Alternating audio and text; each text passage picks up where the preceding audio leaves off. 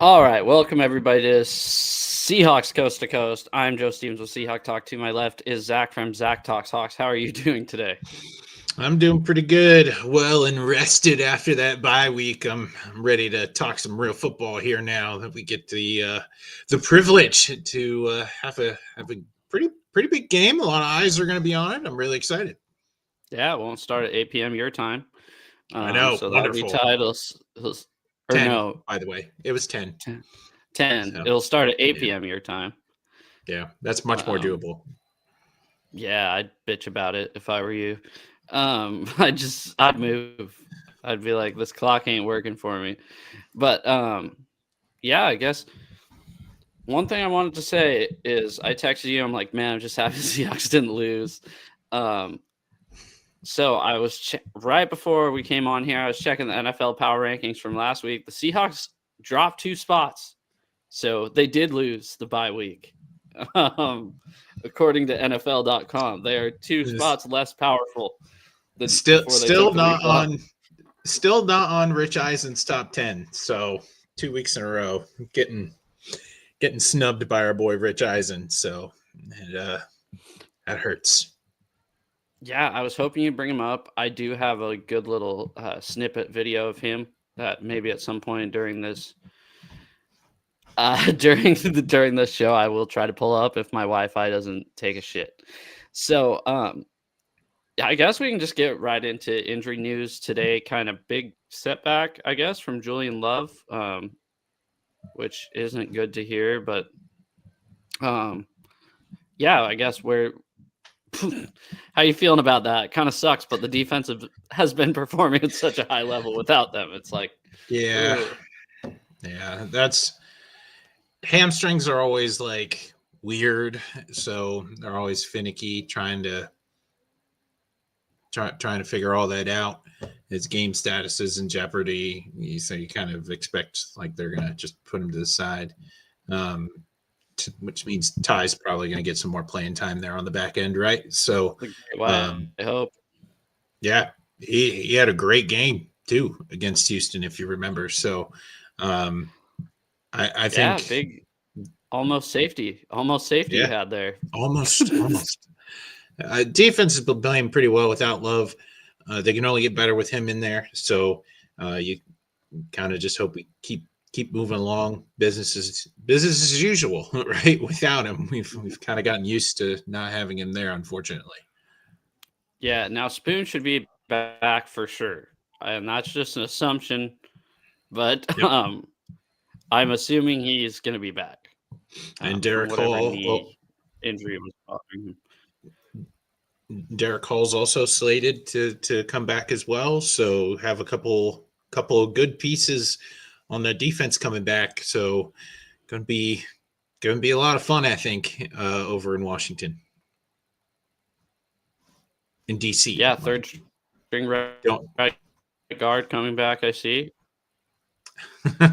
Yes. Yeah, yeah. Commanders didn't fit on my little. I apologize about that. My internet sucks. Can you hear me still? Yep, I got you now.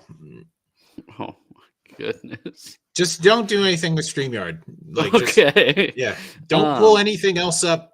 Yeah, I got you. It's all good. I haven't this whole time. This whole time I have not. I swear. I've just been this. I've looked. Um, I'll try to turn my phones off too. Turn my phones off Wi-Fi. See if that makes a difference. Oh, you gotta be kidding me. What is this? All right. I think I'm back. Can you hear me? Mm-hmm. Yeah, yeah. I feel like Okay. we're in a Sweet. Yeah, we're good. We're good.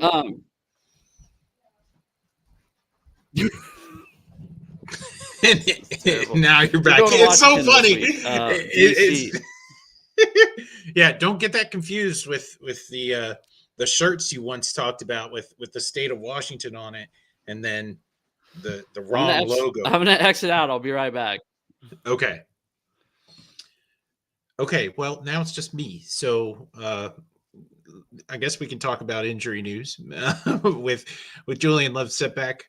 I think the secondary is still going to be better, right? Because you have Witherspoon coming back and Derek Hall coming back. He's got an oblique injury, so you got to navigate that really well.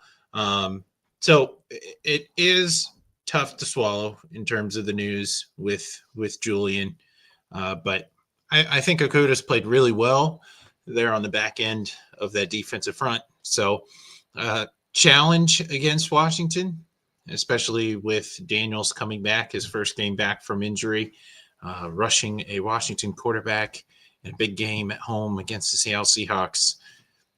I think we've all seen that before. So ultimately, I think we're going to be in for a pretty interesting game come Sunday night with the defense more healthy than it's been in quite some time, right? The bye week I talked about last week coming in at a big time for Seattle, and they're really going to be in a good spot this week, just like Joe coming back here on the show, hopefully in a better spot now than what he was before. Can you hear me? Yeah. Okay. It's going to be a struggle today. So, anyways, where were we at? Just recap the Seahawk injuries, talking about how, there's optimism to be found in spite of the injury. I think they're more healthy now, especially coming out of the bye. And playing Jade Daniels for the first time since he's coming out of his injury. So that'll be an interesting matchup. It's not like I've never seen Washington maybe rush a quarterback back too soon from a lower leg injury against the Seahawks and it turned out perfectly fine. So we'll see. But that stadium on that grass field. I think there's a lot of optimism, especially for how the defense has been playing. Julian Love's injury hurts, but I don't think it's game changing for the Seahawks this week.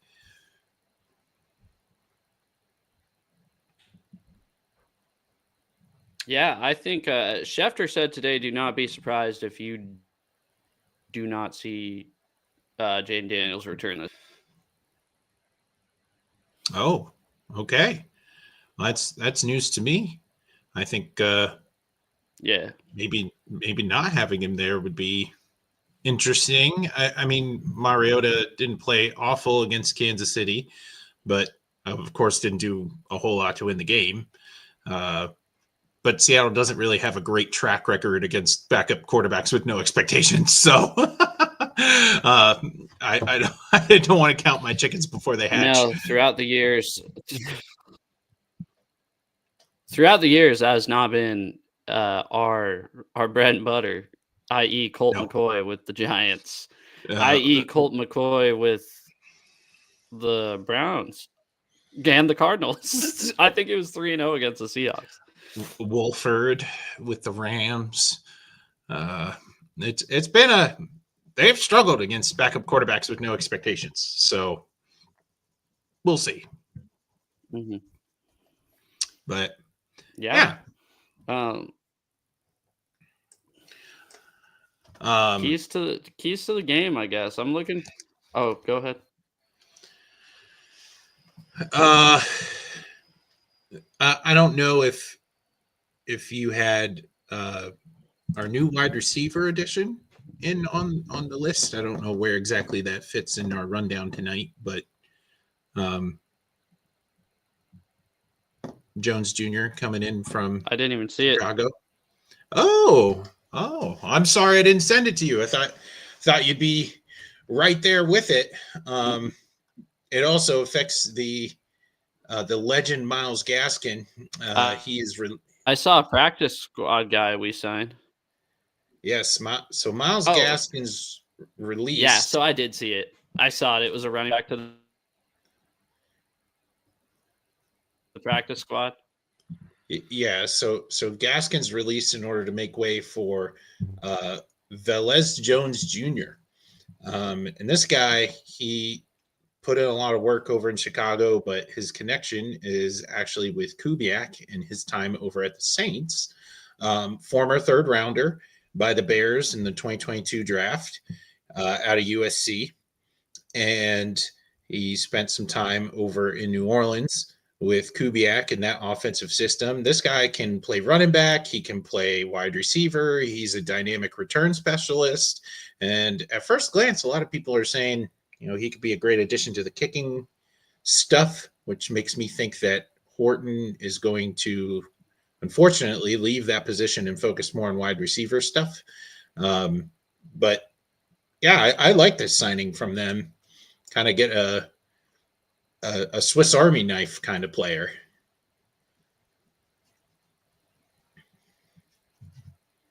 Yeah. Let me. I'm doing this. Connection sucks. I'm gonna try this on my phone. So just give me a sec. I got you, boo. Wow.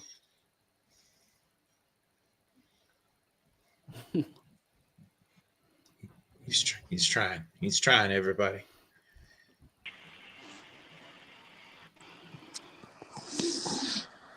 Okay.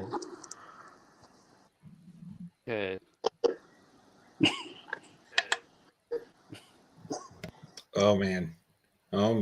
Something's got to be sorted out. There he's gone there. And I bet you he's going to show up on his phone. Here he comes. And there he is. All right. Hopefully this is better. Man, look at that. Man, we would never get to see that sweet sweater, that sweet sweatshirt if we weren't on the phone cam. Thanks. I appreciate it. It's not my best angle. That's okay. I'm just happier that I can actually hear you. And can you hear me okay? Do I sound like insane? You'll make it work for today. Okay. Sorry. So basically, we got a practice squad kind of return specialist guy is what it sounds like. Yep. Okay. Sick. And it cost us Myles Gaskin. Oh God, what are we gonna do without him? I know. Devastating. Yeah, okay. I'm just happy to be back on this. My computer is so slow. I'm just happy I can actually hear you and know that you're hearing me. So we're all good, buddy. This computer's gotta go. But yeah, I guess going into this game, what's our number one concern? I'd say if Jane Daniels is playing, it doesn't sound like Terry McLaurin is. So mainly keeping him inside the pocket, correct? I think is kind of a big thing. It appears they don't have any running backs on their team anymore since they traded Brian Robinson. Yep. To the 49ers. Obviously, I'm going to knock on wood here. The concern is not our defense. It's really our I'd say our biggest concern is our run game, to be completely honest. So, yeah, we've seen kind of inconsistencies out of the running game just in terms of production, but not in terms of distribution. It's really last few weeks, Kenneth Walker and Charbonnet have gotten equal opportunities. Of course, Charbonnet's been getting more touches down by the goal line, and he's been able to feast on those touchdowns over K9. But ultimately, it's been pretty even between the two backs in terms of touches throughout the game. And I think that we're going to be in a decent enough spot to make things happen against a defense in terms of Washington that really suffers against the pass. So I'm expecting a big game from the passing unit this week. Yeah, also I hear that their best defensive player is actually Bobby Wagner. That's kind of what I've been hearing. And no disrespect to Bobby Wagner at all. Obviously, we all love him, but he's 35 years old. And when he's your best defender at a very athletic, more athletic positions, yeah, I think that can be a bit of a problem for Washington. I don't know if they're as good as they were at the end of last year as it was just them getting hot at the right time. Yeah, I totally agree. They were a fun team to watch, really, down the stretch. But Daniel's taken a step back. He's of course getting hurt, and I think the pieces around him, right? I think even in like our preseason, we talked about teams to look out for, and Washington is the one of the oldest teams in the league. So I really think it's catching up to them in a big way. Yeah.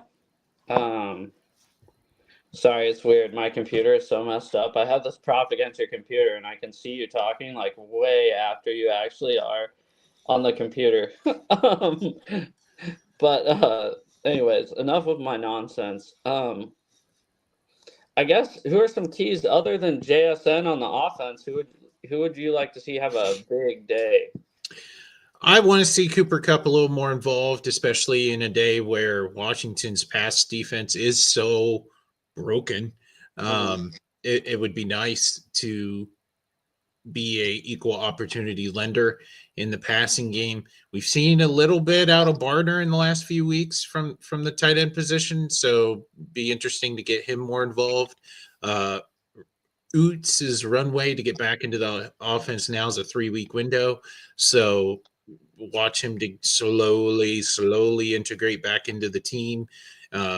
This is going to start to look a little bit more like what we saw in preseason, I think, with the integration of the running back when he comes back at full strength. I don't think he's quite there yet, but I really like. I'm expecting fireworks from the passing game. The defense is just the pass defense is one of the worst in the league. So take advantage of all the tools you have. It'd be nice to have Horton here a Seahawk this week and get a touchdown from him. That'd be cool. But yeah, really distribute the ball when it comes to the passing game. Yeah, yeah, that's kind of my thing. I'd like to be able to run the ball, but honestly, at this point in the season, it's like it seems like we're not a terrible rushing team. No, It's just it's you not don't three need yards. to. It's not 3 yards in a cloud of dust like we were expecting going into the season, which is fine because it's been working. This is another thing I wanted to kind of bring up, kind of pivot away. And I was just thinking about this on the way home from work today, and I thought, okay, we're 5-2, which is really good. There's on pace to go 10-4, and then whatever the rest of the season. I'm bad at math, but I'm good at doubling stuff. So yeah, those two losses that we had were not they're very different than last year's losses that we'd have against top tier teams. And I was kind of thinking like where this year's team is compared to last year's team. And I think you've seen a huge leap. I think sorry, I probably should have started with this, but I was so distracted. But um I think we've taken a huge leap this year as far as like how competitive this team is because I don't think a team a year ago is facing the Buccaneers the way they did uh, with that. I get the 49ers is a divisional game, they're usually pretty close, but I mean, the two losses that we have, we definitely had more than enough opportunities to win those games, compared to last year when we matched up with the playoff teams, i.e., the Bills, the Packers, the Vikings. They stomped us, right? I think did we play the Ravens last year? Or was that 2 years ago? Too. Okay, but yeah, it seemed like every playoff caliber team we played, they really kind of stomped us, and this year is so different. And I was thinking about that, and I just wanted to bring that up. Yeah, I totally agree. I think with how well the defense is playing, you're always going to have a chance to wind up winning. If you remember back to the 49ers game, Seattle was on the precipice of winning. They're in the red zone, and then you get that strip fumble there Hmm. at the end, right? So you're on the cusp of getting that win. They're a lot better now. They're a lot more complete team than what they were a year ago, and I think they're a lot more focused in terms of top to bottom composition. They've endured injuries pretty well. Their defense really hasn't missed a beat with some of these major injuries going on, and the offense is doing enough to win. Um, I still want to see Sam in more of these big events, these big time events. This week we're going to get a little bit of that with Sunday Night Football, so I'm excited. Put him out there in the bright lights and see how he performs. Yeah, and it's been a while since he. Oh, I guess I lied. Monday Night Football, but I sent you the article why ratings were so down on the Seahawks game. Well, half the country was asleep. you know, Yes, and I don't care about ratings. You know me. I could give. I like the games to be at 1 p.m. Or even 10 a.m. So I don't really care about the whole primetime thing. But I'm like, oh, I wonder why not that many eyes were on the Seahawks this week. Look, you're from the East Coast. It's 10:07 there right now, and you're about to fall asleep too. yeah. So, yeah, yeah. I don't know. They should have a lot more viewers this week than their last primetime matchup. I think is what I was going for there. For sure. Um, Yeah, anything else you want to preview before we get to news around the league? It's kind of hard coming off a bye week. Not really. I think all in all, this is a very winnable game for Seattle. They've of course they have a great road record right now. They're rolling on the road. I think that works for them, and they prepare really really well for road opponents. So I'm excited to see what happens here in a big matchup here on Sunday. Yeah. Let's get to some news around the league. What do you say? You got any stories you want to talk about? I saw it. Go ahead if you want to start with something, or I can. Oh, you can. Okay. Yeah. A lot of trades going down, I think, is one thing I kind of want to talk about. The 49ers and the Rams, I believe, making moves. The 49ers acquiring a pass rusher from the Patriots, and the Rams, I don't remember who they got. I just want to tell people, I know not not many people watch, but don't expect this to be like the baseball trade deadline. I said that to people last year, and the year before, even though we got Leonard Williams. But it's like this is not the baseball trade deadline. You're not just gonna plug a guy into your system, and he's gonna work. So I'm not too worried if the Seahawks make a move or not, to be completely honest. And if they did, I think we talked about it last week. I think it's going to be at right guard, or what we'd like to see was right guard, but maybe see a move on from Woolen, which just a broken record from us. I don't really want to see that either. Yeah, I agree. I think the trade deadline right now is there's a lot of moving pieces. I think Seattle's already proven, though. You know, the Rams make a trade for corner, but it's mainly a depth trade. And, you know, as we talked about before, Seattle's done a really good job at, especially on the defensive side, utilizing depth. So I think with what's going on, there you are. I think what's going on, I don't know what happened. You went away for a second. But with what's going on with the team, they've proven like, hey, we don't need to make like a depth signing. And then you have to ask yourself, okay, well, in terms of starters, who do you go after? And I think that right guard position is probably the most glaring. So we'll see. Yeah, I don't know. I don't know. We talked about this last week, but I'm pretty content with the roster how it is right now. If Anthony Bradford's the weakest link on the team, barring injury, I think we're in a pretty good spot. I agree. Another news around the league. I don't know if you saw the real great white hope is Cam Scadaboo, who everybody's fell in love with because of how gritty he is. I believe his ankle is not. I believe his foot is no longer attached to his body. I didn't watch the video. I only saw a photo, and it did not look great. So I'm assuming he's out for the year. Yes, he's broken many things, and surgery apparently went well, and his ETA would be OTAs. So he is done for the year. All right. I don't think they're going to survive without him, to be honest. I think he was kind of the heartbeat of that. I think he was kind of the heartbeat of that offense. Yeah. Other news: the Jets finally won their first game last week. What are you cheering for?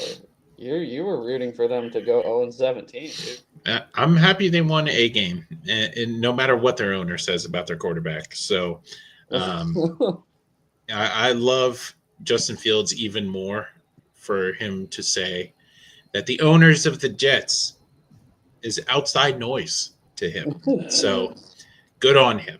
I'm happy he got a win. But I'm not Yeah, happy who he got it from. yeah. I want to make that really clear. I was gonna say, I'm pretty sure that was against your Joe Flacco led team, correct? Um,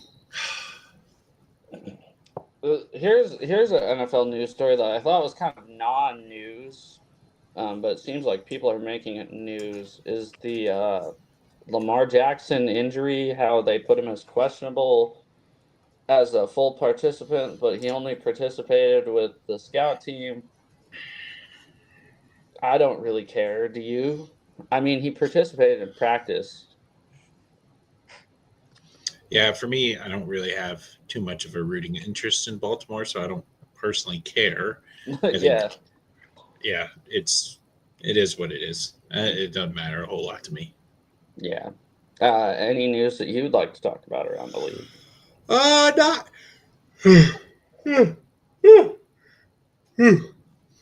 uh, the the man to save the Bengals, Joe Flacco, has a AC joint sprain or something like that in his shoulder. He is out in terms of participation for today.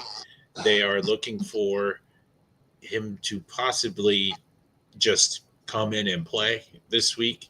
So Jesus. uh, I'm rooting for him so hard to save the Bengals. I need that prediction to come true for myself. But it's going to be an uphill climb. So my old man Joe Flacco, uh, injured. Hope he gets well. Yeah, that I don't know what's wrong with them. Oh, another injury. How, Mhm. how how about the Vikings and their desperation to not start JJ McCarthy and to send out a beaten, battered, and bruised Carson Wentz for as long as humanly possible till he literally falls apart. And now we're kind of at the point with the Vikings where it's like, you got to start McCarthy. Yeah, I don't think he's very good. I think I don't know if I talked about this last week. I never saw it from JJ McCarthy. Um, well, I've never seen anything from him other than winning a national championship where I've been like, "Oh wow, that guy's a talent," you know? Um, I said it 2 years yeah, it would have been 2 years ago now. When he got drafted, I said Blake Corum made him a first round pick because if he didn't win the national championship, I do not think he was going in the first round because he had to complete like what 7 passes a game throughout the season. Um, and I don't know. Even when he played earlier this year, I don't think he's ready to play. I don't know if he'll ever be ready to play. Um, but I guess they're gonna have to find out, right? I was hearing some stuff earlier today. I think Mike Florio came on the radio. It's like they asked, "Are you? Do you think they're?" So they had Daniel Jones and Sam Darnold last year. The Yes, Vikings did, and uh, one of the guys asked Mike Florio. He said, "Are do you think the Vikings are kicking themselves for not re-signing Sam Darnold or Daniel Jones?" And of course, he's a national guy, so he's like, "Well, of course, yeah, Daniel Jones. Look at him. Had nothing really to say about Sam Darnold." He goes, or, give Aaron Rodgers a shot. And he didn't say anything about Sam Darnold. But still, yeah, they have to be kicking themselves for making that decision. Especially when you absolutely. see, was he drafted before Bo Nix? He was. I think Especially, so. yeah, because Bo Nix was the last quarterback taken out of that huge, either 5 or 6 guys. And when you look at Bo Nix, how he's doing in Denver, and I think that a lot of that has to do with who his coach is, to be honest. Even though I don't like him. But yeah, I think they're kicking themselves for the whole JJ McCarthy thing already. Yeah, what a debacle. Yeah. Yeah, so I think that's I think we covered a lot of news around the Now league. let's get to these coaches getting fired in college football. Yes, That's yes. that's what I want to talk about. I'll put up my feet here and get comfy because you're gonna get on your soapbox here for a second. No, not really. I just think it's nuts. I think it's absolutely insane that we have Penn State, Florida, LSU, all three major programs before Halloween firing their head coaches, eating these massive buyouts. And it's nuts to me. It's absolutely nuts. Because it's not like they're going to hire anybody mid-season, right? So what's really the point of all this? And part of me thinks it's kind of funny, but I just don't get it. The governor of Louisiana today, yesterday, came out and basically said, we're going to get the right guy. We're not going to give him a big contract either. I don't think he knows much about how it works to hire a college football coach, but he's like, we're going to get the right guy, but those buyouts are getting ridiculous. And what did he say? He goes, and the athletic director, he's not going to hire the guy. And you're like, okay, the athletic director of your school is not going to hire the head football coach? Why is he there? And then he said, Trump will probably pick out the head coach of Louisiana State University. So that's kind of its own shit show going on. And then you got your guy, James Franklin. I got to tell you, James Franklin and Brian Kelly have the chance to do the funniest thing. Just happen to get what? if they just swap, and they're not going to. That would be so funny. And Penn State could make that milk toast hire that I'm afraid they're going to make, and LSU would get a guy that has been in the SEC, and all it would have taken was a trade. But now they got to eat these giant contracts. Yeah, did you hear rumors about Adidas actually buying out James Franklin? They said it's not true. Yeah. But so I was confused with that. I had to Google it because I'm like, I could have swore Penn State or Nike. Well, I guess their contract with Adidas starts next year. Yep. And I don't know. I also think it would have been hilarious if Adidas wanted, because it's not the athletic directors anymore that are deciding this. Nope. In the NIL era, it is the donor. It's the top donors to the school is deciding who the head coach is going to be. Yeah. The AD did come out and say, this is my decision. This isn't, somebody else. I don't believe him. I don't. Mm-hmm. I do think it's money driven, which, in my opinion, good. I've been a James Franklin truther for the last 6 years or so, 7 years, and have wanted him gone for a long time. And that same AD wouldn't fire him. So what has changed? Well, the money. The money has changed. And I personally think, at least for my team, it's good that you finally got rid of him and are able to move on. So I don't know what the future looks like. There's some rumblings Franklin winds up in Virginia Tech and is able to rebound there in Tech. So we'll see. But I really don't know in terms of the pathway forward for LSU. You got to think for coaches, LSU is probably the prime landing spot right now. They're the only school in that state. They have a lot of good mojo going on down there. You can pretty much get anybody and everybody from Louisiana, a lot of high end recruits. So, go and get Coach O. That'd be funny. Bring Coach O back. Yeah. I was thinking that I transitioned back to my computer. I might transition back if it messes up again, but um, I was thinking the same thing. That's funny. I didn't think you were going to bring that up, and I wasn't going to bring it up because of how ridiculous it was. But I was like, didn't Brian Kelly win a national championship with LSU? And I go, oh no, shoot, it was Ed Orgeron. And yeah, I saw another thing. I'm kind of just piggybacking off of people. Paul Feinbaum, who not a fan of. I do like the movie Dumbo based after him though. That was pretty good. He came on and said, when coaches get fired / quit, they do one of two things. They find another job or they end up in media. Brian Kelly is not going to end up in media. Could you see him? So yeah, he's going to get another job somewhere. Brian Kelly is, and who knows? Maybe it's UCLA. I think UCLA would be a good spot for Brian Kelly. Honestly, low expectations. Yeah, I think so. Don't really have to do anything. If you turn around, great.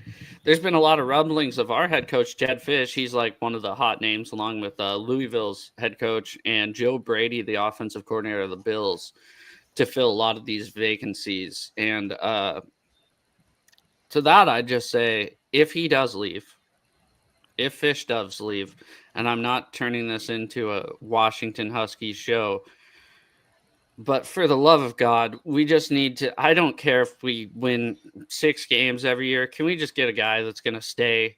We're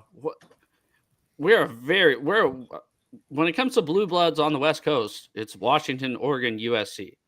It should not be hard to keep a guy at either 3 of those schools. And I'm like, screw it. I've been talking to my friends. I'm like, if Fish leaves, just hire Jim Mora from UConn. He wouldn't leave. Yeah. He played at UW. He didn't want to get fired from the Seahawks. That was his dream job. He wanted to live in Seattle. It didn't last very long. Just hire a guy that won't freaking leave. I'm tired of this. I'm tired. It just keeps happening, as Brian Kelly would say. But yeah, God. So one of my friends sent me a meme today, because you know how Brian Kelly kind of takes on the moniker of where he is as far as the fake Southern accent when he started coaching at LSU. Let me find the photo because it's too good not to show you. It's going to be terrible quality because it's on my phone. But Oklahoma State would be a good spot for him, and he looked pretty good with that mullet. There you go. Good stuff. I thought that was a pretty good one. A little call out to Mike Gundy. But yeah, I guess before we move on, who do you want Penn State to hire as a head coach? And I forgot to mention Arkansas. Both your schools are. It's rough right now being a college football fan.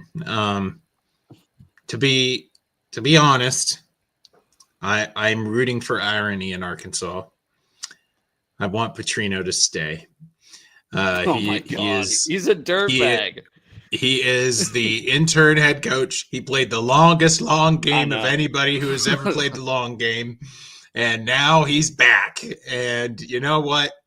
Arkansas is in the business of losing by 1 score every single week. It doesn't matter who they're playing lately.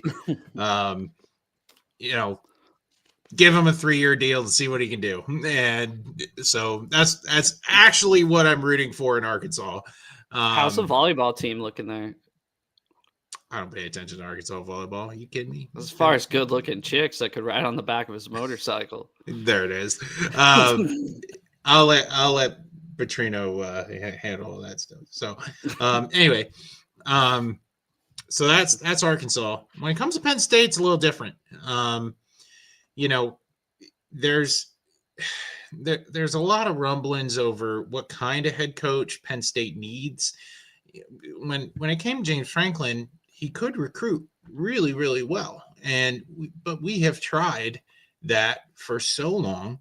And now in the era of NIL, you don't necessarily need a good recruiter to have a great program. I mean, you just need money, and Penn State You has still it. do. And You need to be you able need to. somebody that's personable. But Yeah, these guys who want the money, they want the biggest chance to go pro. So you're gonna have an X's and O's guy that's able to convert success in the college arena and get you ready for the NFL.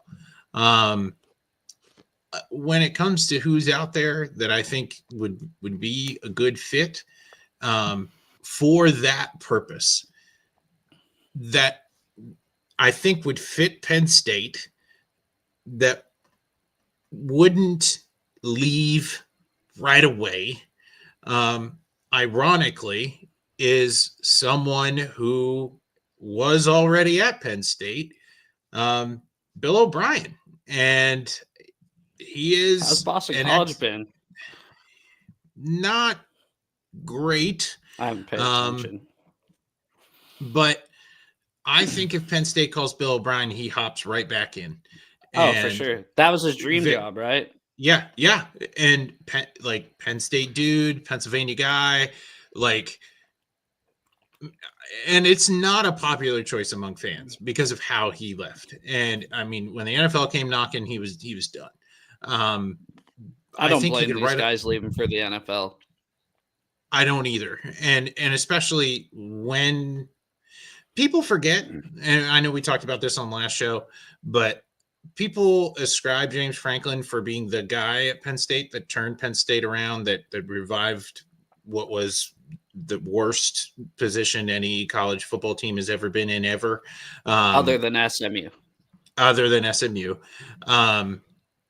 But people forget, before James Franklin was Bill O'Brien, and Bill O'Brien did all of that work, and he was the guy that came in after Joe Paterno and did what he needed to do to keep the school alive in their football program. I really, really think that getting the X's and O's coach rather than a guy who's super personable, super recruiter friendly, that's what these guys need in terms of going to the NFL. And he's not a flashy pick, but I think he'd do really good there. I would hate, and this guy is on the top of many lists, to see Matt Rule wind up at Penn State. I saw him on Florida's list too. Our guy Jed Fish is on all the lists, which sucks, but he's got a track record of leaving. So I personally don't think Matt Rule leaves for anybody else except for Penn State. He went to State College High School, played for Penn State, has deep roots with that program. That would be his dream job. And I think if Penn State called him, he would go in a heartbeat. But other than that, I don't think he's leaving Nebraska. Mm-hmm. I think he has done a pretty decent job at making them as respectable as what you can make Nebraska football to be right now, given the age in which we live in. And I think he would hop right on board, but I would be devastated because he has a very similar record versus top 25 opponents as James Franklin in the same time period. He is a recruiter-friendly coach. He's not really known for being a tactician. He's kind of known for making blunders out there in terms of coaching decisions. Same problems that James Franklin had. We don't want that kind of coach anymore. We want a guy that's good with the X's and O's. And I think Bill O'Brien's the right fit. Yeah. I think you and I are kind of just in opposite situations, right? Like you're looking for something different. I'm just looking not to start over. I'm being completely honest. Yeah. We started over 2 years ago, and Jed Fish, they're 6-2 in the Big Ten right now. The fact that they're not in the top 25 is actually nuts. We just demolished Illinois on Saturday. I was there. The final score was 42-25. without two really bad penalties, and I mean really bad. I watched them on TV afterwards and still disagreed with them. We booed them there, and then I got purple colored lenses while I'm there. When I come home and I watch the replays, I go, okay, is that a penalty? Is that not? The score should have been closer to like 52-10. That's what it should have been over number 22 ranked Illinois. I get it's at Washington. It's at top 5 hardest places to play in college football. I don't know. If we went out, go 10-2, don't be surprised. So our next 3 games, we will be favored by a lot. We should be 9-2 without a massive upset. We will be 9-2 going into the Oregon game, rivalry game, and it's at home. Anything can happen. I'm not saying I don't think the Huskies are going to win, but if they do go 10-2, sneak into the college football playoff, Jed Fish's name is going to be really hot. So, Yeah. and it's nerve-wracking because you didn't think DeBoer was going to leave for anybody. And then you have it happen to you, 2 days after winning, 2 days after losing the national championship game. And then I don't know. I've been trying not to pay too much of attention to it, but when every coach is getting fired, his alma mater, Florida, what you were saying about Matt Rule is how Jed Fish feels about Florida. He wears a visor because of Steve Spurrier. I mean, I still think it's one of the dumbest. You either get a hat or don't wear a hat. But yeah, we can move on. Sorry for keeping us on this. It's an interesting topic that I've been kind of looking I agree. at. I mean, it's nuts how many. And then the portal this year is going to be different. I think it's open on the 8th of January while the college football playoff is still going on. And then I think it closes before the national championship, and there's no spring portal anymore. So, which is good. I think especially with the whole NIL stuff, guys shouldn't, I know they're kids, but they shouldn't be able to just take a bunch of money from one program and then just leave. I think there needs to be something done, but probably won't because it's the NCAA. Eventually we'll get somewhere, right? Eventually it'll, yeah. Not anytime One day. Yeah. Let's get to our picks. Sorry for talking your ear off about that. Want to say what's up to everyone in the chat. Colin did a show one day with me about the Mariners. I don't know if you remember that. I did. Seahawks Eddie for that show. How's it going? And Dave McNiner, I will have my picks into you after the show because we're about to make them right now. He texted me. The picks that I fill out get sent to his show. So he does have my record, unlike you, because you won't. You suck. Good job, McNiner. You're better than I am. Oh my goodness. This guy. The guy whose internet doesn't work is telling me I suck. Okay. So yeah. You suck. The guy who spent half the show on his phone telling me I suck. Okay. That's hey. As long as you're confident about it, that's all that matters. Shut up and make your pick. The Ravens. Baltimore. Oh man, yeah, I'm picking Baltimore. I have a lot Shut more confidence in them. I thought you were gonna go. The Dolphins are pretty hot. The Dolphins are pretty hot. Yeah. No, I'm picking Baltimore on the road. Who did they beat last week? Miami. Atlanta. Atlanta, yeah, because nobody knows if Atlanta's actually good or not. I don't think they are. I don't think they are either. All right, 49ers on the road playing the scatterbooless Giants. Yeah, give me the Giants. I kind of hate the 49ers a lot. You are. I'm picking the 49ers. I like to be right. So I'm picking the Niners on the road against a heartbroken Giants team.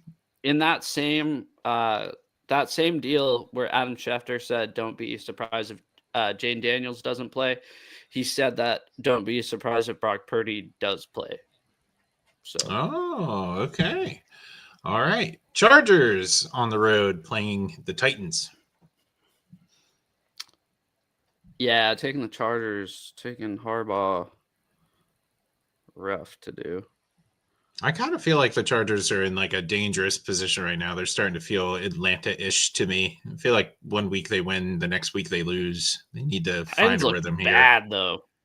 Yeah, the Titans are awful. I'm definitely picking the Chargers, but it's just the Chargers are a weird team this year. Vikings probably starting JJ on the road playing the Lions. Good luck, kid. I'm picking Detroit JJ at home. McCarthy homecoming, dude. He's from Michigan. I think he was born. They're so close. It's the Midwest. Give me the Lions. I don't know why I said that like a question. You? I said I'm picking Detroit. Okay, sorry. Atlanta on the road, maybe with Penix, playing the Patriots. Give me the Falcons. Bounce back game. I'm not. Yeah, I heard he's like playing at MVP level, but yes, he is. I don't know. Yeah, give me Atlanta.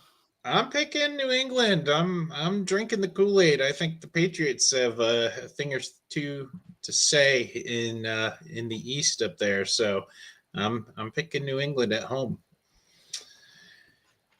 Indiana Jones on the road playing the sad man in Pittsburgh, who is Aaron Rodgers, who cannot defeat his old team. This is gonna sound kind of weird, all right, but I was definitely pooping. I was definitely pooping thinking about this again. What? Yeah, so I was on the toilet this morning scrolling, and I go, you know what? I know exactly what I'm gonna say. Okay, the definition of insanity is doing the same thing every time and expecting a different result. And I keep picking against the Colts, and it's because I'm insane.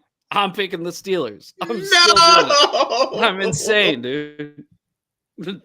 Give me the Steelers. Give me Indiana Jones on the road beating the Steelers.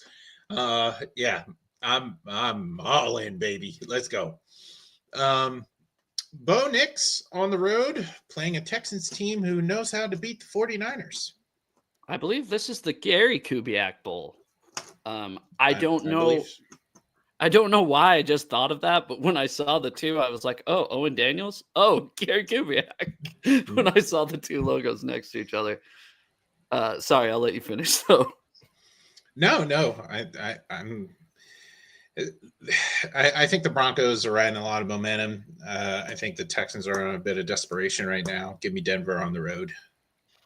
Yeah, give me Denver, but I wouldn't be shocked if Houston pulls it out. It seems like when their back's against the wall, they kind of, I don't know. They remind me of us last year. I feel like up against the wall, they perform. Against legitimate teams, they fold, and they're just kind of surviving right now. So the Bears on the road, coming out of a pretty bad loss, playing maybe Joe Flacco and the Bengals. Maybe Jake Browning and the Bengals. Maybe Jake Browning. I'm taking, say it's regardless. Husky legend quarterback Jake Browning versus Husky legend receiver Roma Dunze.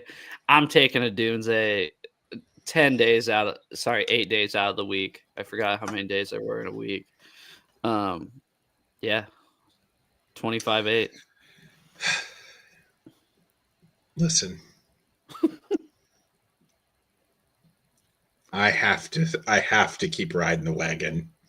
Joe Flacco will come back from injury on 0 minutes of practice, and he will lead the Bengals to a win against the Bears.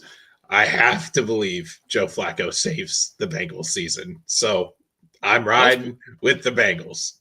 Let's be honest. We've seen crazier things happen. I know. So, like the Colts, and you refuse to look at them. So I do. I need to get your mailing address because I need to buy you an Indiana Jones. The Panthers on the road playing the Packers. The Julius Peppers Bowl. Give me the Packers. I agree. Packers. This is going to be an ugly game. I don't think Bryce Young's going to be playing this week. I think it'll be Andy Dalton. So give me the Packers. Saints on the road playing the Rams. Tyler Shuck is going to be the quarterback for the rest of the season for the Saints. And he's not going to be very good the rest of the season at all. I don't think he was very good in college. I remember a lot of people were clamoring for the Seahawks to take him. But also I am taking the Saints. I'm also taking the Saints. You think an injection of energy, huh? I believe in the injection of energy. I believe in the expectations of nothing when it comes from a backup quarterback, and I think that bites the Rams. So I think the Saints get a little feisty win on the road. I don't normally do this, but I'm picking an upset there. The Saints get the win on the road. Jaguars on the road playing the news we forgot. Our boy Tyler Lockett. I figured going we'd get home, there. Playing on the Raiders with Pete Carroll and Geno Smith, and Adams and all the other Seahawks that are now on the Raiders. I cannot believe we forgot about that. We're like talking about dumb stuff that I'm pulling out. I knew we'd get there. I did too. Before the show, even I was looking at this meme. It's like, hey, Raiders signing Bobby Wagner, Raiders signing Richard Sherman, Raiders signing Ichiro Suzuki. You know what? I don't think the Jaguars are that good. And I know I haven't picked the Raiders very much this year, even though, like I said, I'm rooting for Pete hard, but they're kind of like an eyesore of a football team. And I think this is going to be a little bit of an eyesore of a game. But I'll just take the Raiders. Screw it. Tyler Lockett game. Why not? I am also picking Tyler Lockett legendary game. I don't think he's going to do anything spectacular, but I do think he's got to make himself known. He really wasn't. He was like non-existent over there in Tennessee, so I think he will. He was a soft place to land for Geno, so I hope it works over there under in Vegas. Half a yard after catch. Under. So the regular season matchup we seem to now get every year, the Chiefs on the road playing the Bills. I don't hate this matchup. Actually, every game that they play seems super exciting. You rolled your eyes with that. The Bills always win it, and then they wind up playing them again in the playoffs and always lose. Yeah, well, actually, yep, I'm taking the Bills. You got me there. That's exactly what I'm doing because of that logic right there. Thanks. And I am throwing my Uno reverse card down, and I'm saying the Chiefs are going to win this year in the regular season, and the Bills will win in the playoffs. So give me Taylor Swift's Chiefs to take the win over Buffalo. Dude, you hate us because you ain't us. The Cardinals on the road to play the Cowboys in a game that nobody will watch on Monday night. That's funny because I was just thinking about really the same thing. I was kind of like most of these games are kind of cool. You know, you got the Kubiak Bowl, you got the Jones-Drew Bowl between the Jaguars and Raiders. Gosh, this guy's on a roll. Yeah, I never picked division rivals, but give me the Cardinals. Why not? Screw it. I do not believe in the Arizona Cardinals. They will have to prove me wrong. I'm picking Dallas at home. Their offense is insanely good, and their defense is equally insanely bad. So I'm picking the Cowboys. Are you talking about the Cowboys offense versus their defense? Yeah.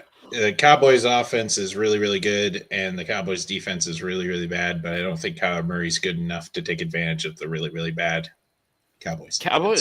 Cowboys should make a trade at the deadline for an edge rusher like Myles Garrett or something. I heard he's available.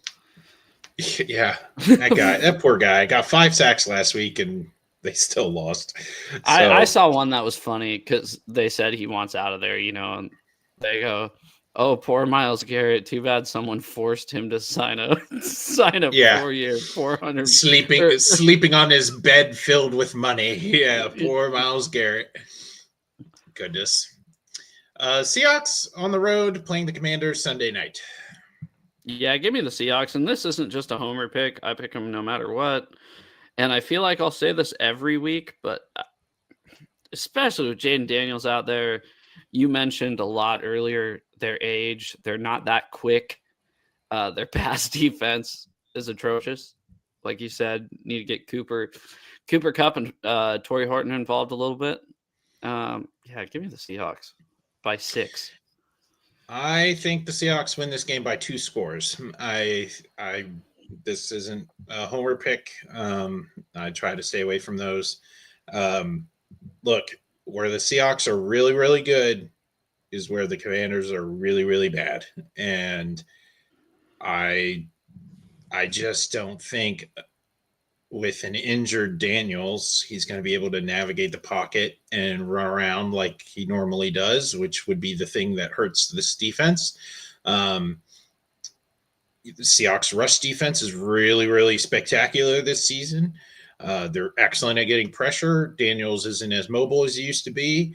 And the Commanders defense, other than Bobby Wagner, ain't doing much. So, and the fact that Bobby Wagner's doing a lot, which means there's a lot of completed passes over the middle. So I think that Seahawks run away with this thing.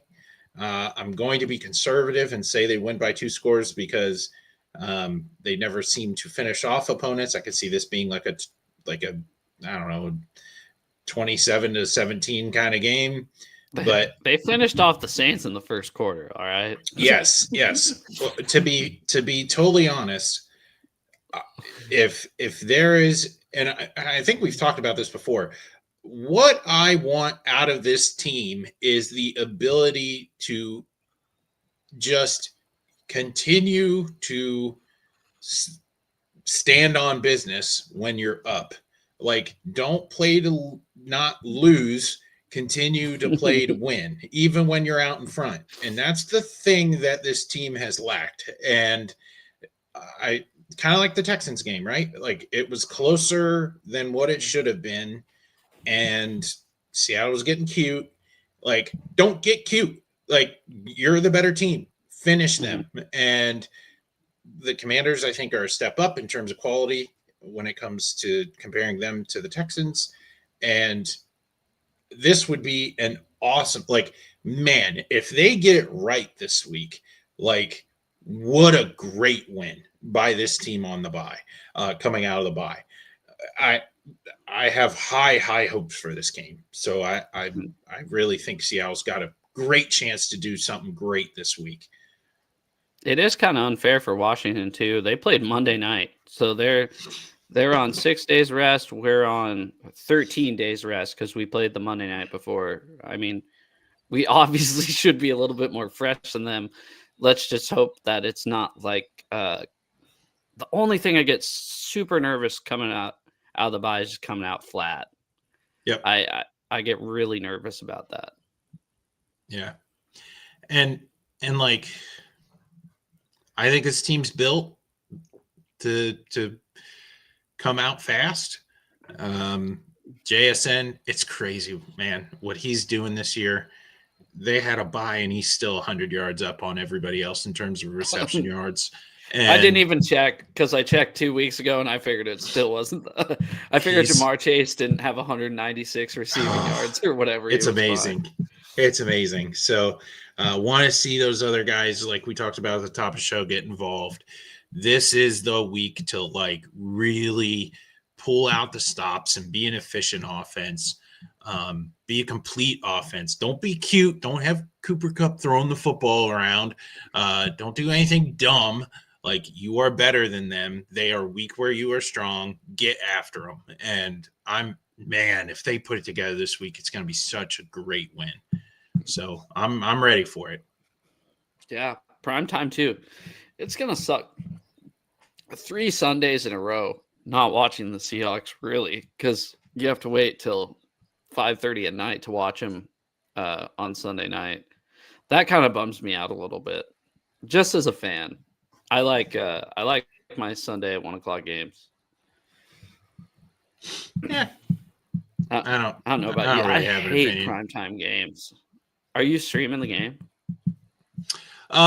This is my first opportunity all year to wind up streaming this game. So, last time Seattle was on primetime, I was coming out of gallbladder surgery, so I didn't really have the wherewithal to get up and stream, and it was super duper late, so it wasn't a good combo. But I'm gonna try. I don't know if I'm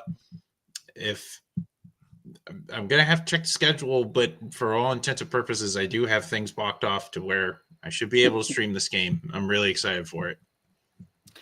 All right, you got a hot take for the week for me? Hot take of the week. Let me take a look at these teams real quick.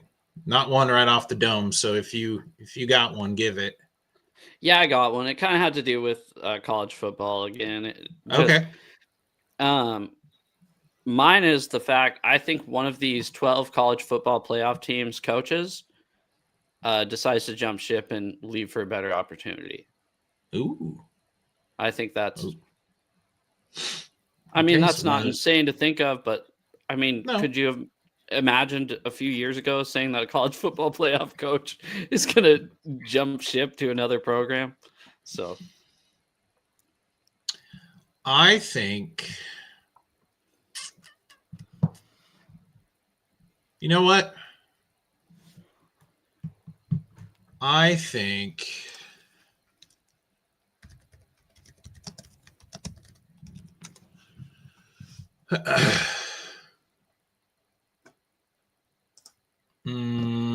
do I want to do that this week or next week?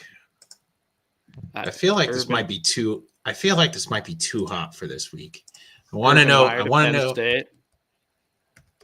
No, dude. There, Paul Feinbaum threw out that line today. He goes, Gosh. Ohio State fans are pissed because they're hearing of Urban Meyer to Penn State, and I guess No way. LSU's kind of trying to give Nick Saban a little back rub to see how he's feeling lately. All right, I'll say it this week, but to be fair, man, I really feel like I should save this for next week. But I'm probably a week early with my hot take. You can save it; it's fine. I think Mike McDaniel gets fired this week. I don't. I think he's got that ship back sailing in the right direction. You think he's going to get fired after the? I mean, it is a long week. If they wanted to do it on one after the game, this would be the week to do it. Yeah. So you're right. This might be the right week to make that take. And that's why, honestly, like that's why I feel okay with putting it out this week. It's Thursday night. You're gonna probably wind up losing large to the Ravens. You're going to drop to 2-7. Let's see. Man, what would have been great if they wound up having a bye. It's Thursday 30th.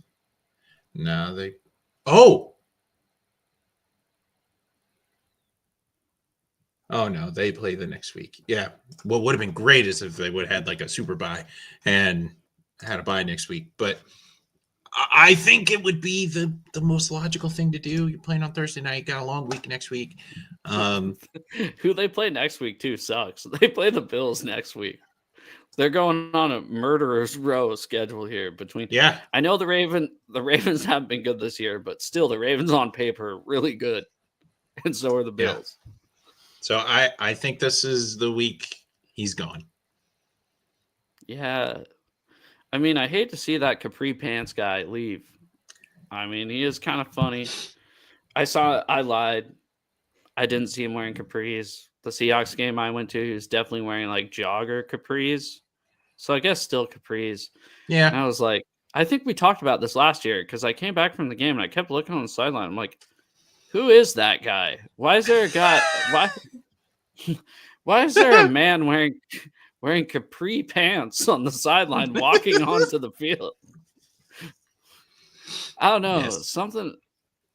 I think you're kind of like me. I like Mike McDonald because I think he's kind of an old school coach. I know that Pete worked for like a really long time, but like if Mike McDonald decided to go out there in a Britney shirt and capri pants, I don't know if I'd be like, hey, cool, that's our coach. Yeah. Not saying that Mike McDonald's ever came out in a Britney shirt, but or Mike McDaniel. Sorry, this is McDaniel. it's a hard one to differ, but yeah. Anything you got coming this week other than streaming the game? Have you been doing your picks on your show or no? Just this? No. It's been with I'm coming out of the heels of this one iRacing league that I did on Friday, shutting down.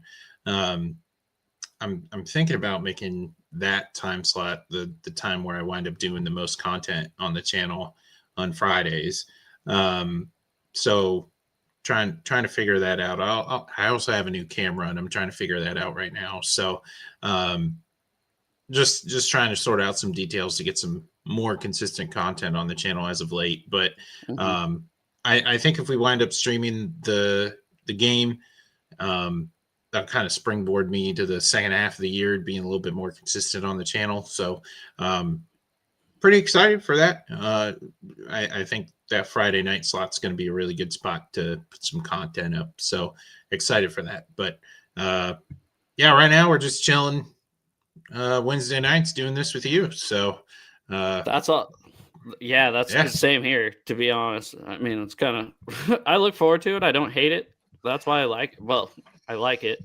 Sorry. I'm glad you don't hate it. I'm glad I'm still here. Goodness gracious. I did but no, I'm glad I'm above the hate level of I never like Wednesday after work, I'm never like, God damn it, I have to do the show, unless we lose by a lot, which we haven't this year. We've lost by little. We've only lost by little both times. So it's been super fun just doing this. So I think I'm doing a show with Candace from, I forget what, Sports Ethos Seahawks tomorrow. Okay. I think, I don't know if we're recording that and it's going, I have no idea. So yeah, just getting ready for this baby, dude. Nice. It's kind of a big thing. Yeah. But, yeah. All right. Well, thanks everybody for watching. Anybody that's going to watch in the future and anybody that watched us, have a good night.